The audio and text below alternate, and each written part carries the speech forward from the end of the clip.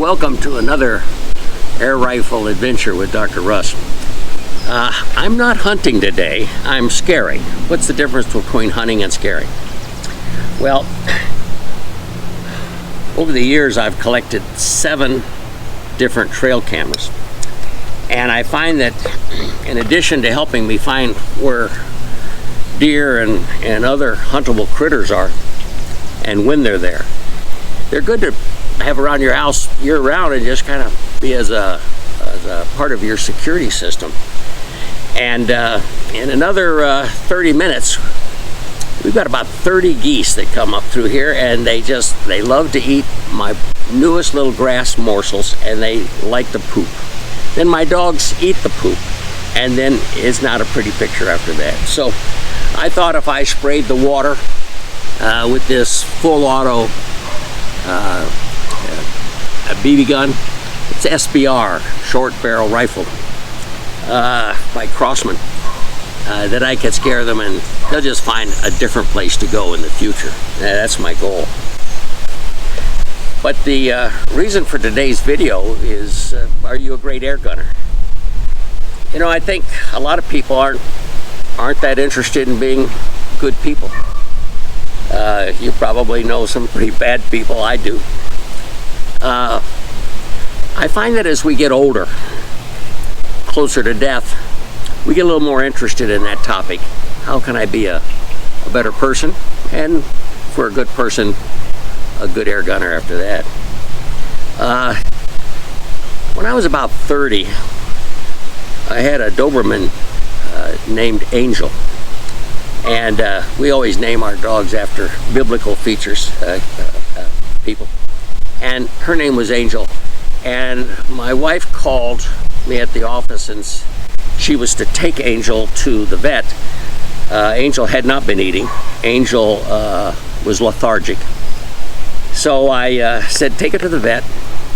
And now I'm at work and she calls me. And she said, the vet says that Angel has a tumor in her the size of a football team. And it has tested cancerous. There's nothing we can do to save her life. He wanted to go ahead and put her out of her misery right then, but I brought her home, my wife said, because the kids are at school and they'd be mad if they didn't get to say goodbye to her. I would have been mad if I hadn't been able to say goodbye to her. So I said, okay, I'll come home early. And after everybody says their goodbyes, I'll take Angel back to the vet, and I did. We went into his office, into the surgery room, and it was all stainless steel. It had this big stainless steel table right in the middle. And we had to lift. Normally, Angel would just jump right up on it, but we had to lift and get her up, and she just laid right down on this stainless steel table, which I'm sure had to be cool. He was standing at the tail end of the table, and I was up by the head, and I was petting her head. And he said, as he held this injection needle, he said, now you can't change your mind on me. Once this needle goes in, that dog's going to die, and there's nothing we can do to save him. Are you sure you're ready to put her out? And I said, yeah, I'm sure.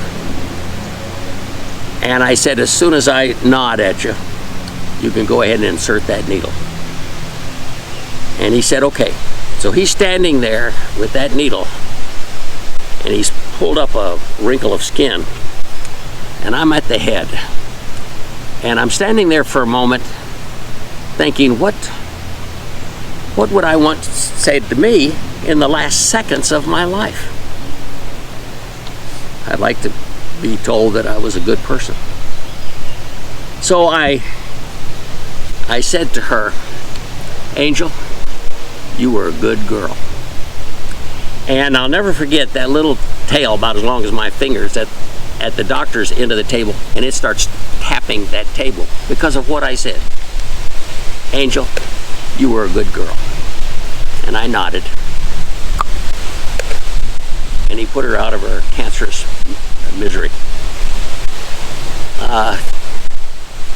There's all kinds of stories out there about the gates of heaven and how you get past St. Peter and all, but I don't I don't even think there's a fence around heaven, let alone a gate. I think one minute we're here. The next minute we are before our Creator. And hopefully the report is you were a good person. And the older we get, the more we want that. And I decided that was going to be an important part of my life, and I started changing even then. This gun reminds me of Vietnam. I had an infantry platoon of 44, came back with 28. I'd been shot 3 times. But I can remember things better about that time than ever before. But the part I want you to know is on a number of occasions I had to go in and rescue another platoon.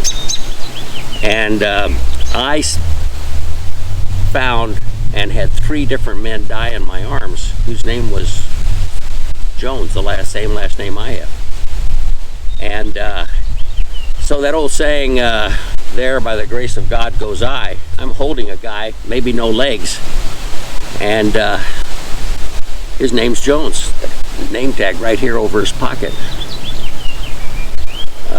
None of the men in my unit was called Jones, so I lost men there, but they weren't named Jones. But that's close. That's really close. So my desire to be a good person is stronger than most people.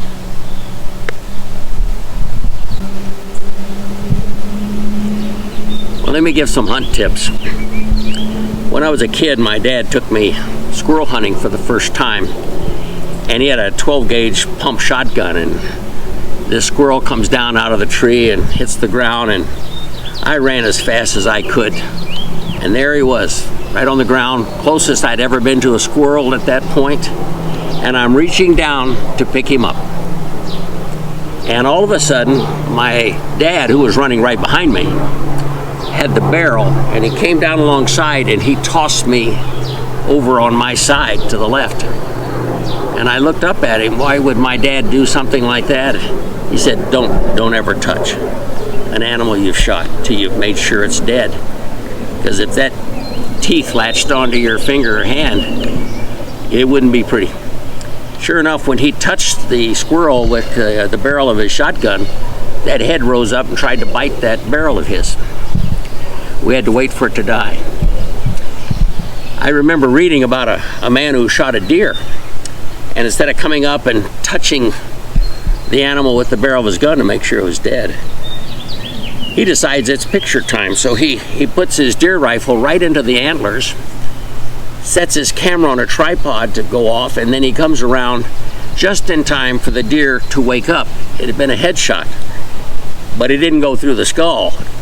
I think I told you in a defensive video we did that often if we shoot for the head and we're not straight on and we hit part of this cheek or something, that bullet can kind of go right around and under the skin and then exit the outside, and oh, you got 2 holes that got to be fixed, but you got a heck of a headache, but you're alive.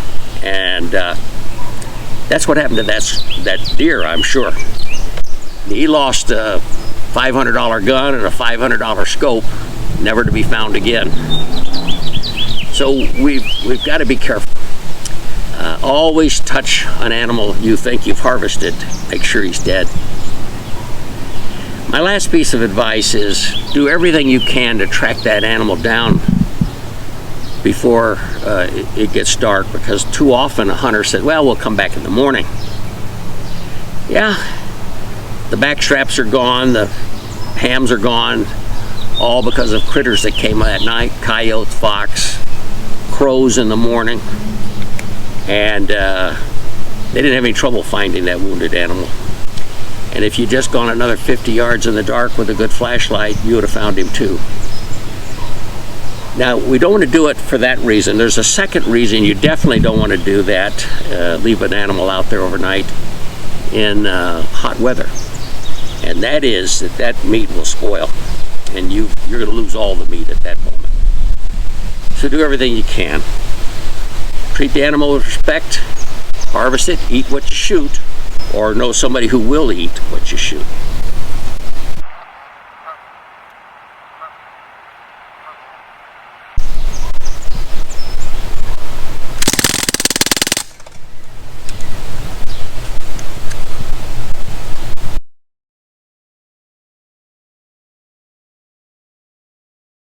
think we put the fear of God in those geese, and they'll stop molesting my property anymore. Not a bad little gun. If you thought you learned something in today's video, give us a thumbs up. If you didn't, let's go ahead and give me that thumbs down. Leave me a comment if you have one. And if you're not already a subscriber, we're this close to, maybe we've even passed 15,000 subscribers globally. Over 1 million viewers. I think it's like 1.2 million. Please do that. And the next time you see me, I'll do a full review on this fun gun.